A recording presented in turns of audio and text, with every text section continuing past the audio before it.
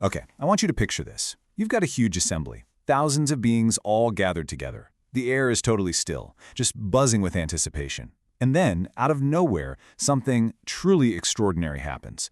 This isn't just any old story. We're diving into a pivotal moment from the Lotus Sutra, and it all kicks off with a single, incredibly mysterious light.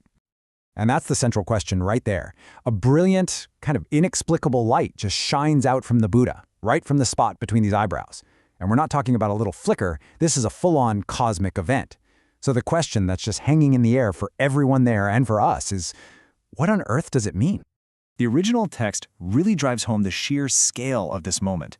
It says, the light illuminated the worlds of the 10 directions.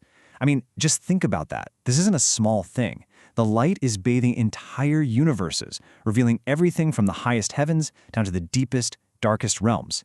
It's obviously a sign of immense significance. Now, this incredible light doesn't just appear in an empty room, right? To really get what it's for, we have to look at who's watching. This great assembly that is gathered for what they already sense is going to be a truly momentous event. So, who's in the crowd? Let's do a quick roll call. Of course, you have the Buddha himself, who's about to deliver a really profound teaching. Then there's Maitreya, who kinda acts as our stand-in, asking the questions that are on everyone's mind. And then, crucially, there's Manjushri. He's the wisest one there, and it turns out he holds the key to this whole mystery. And finally, you have the entire assembly, thousands of listeners who really represent all of us, just waiting for an explanation. So here's where the tension really starts to build.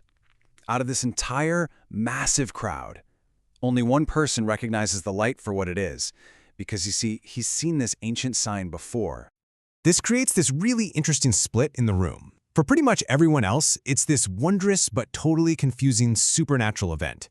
They're just filled with awe and a million questions. But for Manjushri, it's a moment of pure recognition.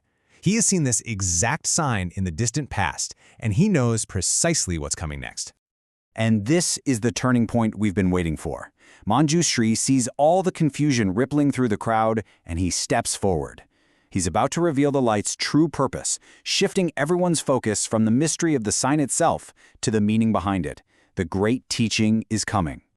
He just comes right out and says it to everyone there. Good men, I think that the Buddha wishes to expound a great teaching. Boom. There it is. The light wasn't the message itself. It was the overture. It was the signal that something truly profound, a game changer, was about to be revealed.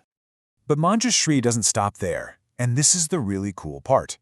He doesn't just say, hey, get ready for a big lecture.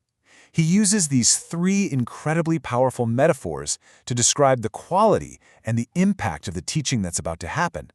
And these images, they aren't just poetic, they're basically telling us how to prepare ourselves to listen. Okay, so the first metaphor he uses is a great cooling rain. Just think about that feeling on a hot, parched day. It's such a relief, right? It nourishes the earth, it allows things to grow, and it quenches a desperate thirst. This teaching, he's saying, is going to be just like that. It's going to nourish our minds and relieve our spiritual thirst. Next, he says it will be like the blow of a conch shell horn. Now, this is not a subtle sound. It's a powerful, piercing call that just cuts through all the other noise. It's a summons. It's a declaration that something of supreme importance is happening. It's meant to awaken you and demand your full attention. You can't ignore it. And finally, he says it will be like the beat of a great teaching drum. I want you to imagine a huge drum, its beat resonating through the valleys, a sound you can feel in your very bones. This sound travels far and wide, proclaiming a truth that just cannot be contained. The teaching, Manjushri says, will have that exact same power, that same deep, unforgettable resonance. Okay, so what does this ancient story, with its mystical light and all these poetic metaphors, actually mean for us right now? Well, ultimately, it's an invitation to listen, and the metaphors themselves, they're the key to how we can accept that invitation. And here is the absolute crucial point. These metaphors are not just descriptive, they are instructive. They are literally teaching us how to receive wisdom. Be open and receptive, ready to be nourished like the earth just soaking up the rain. Be attentive and awake, like someone hearing the undeniable call of a great horn. And be prepared to be moved, to let the teaching resonate deep inside you, just like the beat of a great drum. So in the end, when you break it all down, the story really unfolds in 3 parts. The light was the signal, Manjushri's proclamation was the explanation, and the great teaching itself, well, that's an invitation. It was extended to them back then, and it's still extended to us now. So the question this whole thing leaves us with is a really personal one. How will you prepare to listen?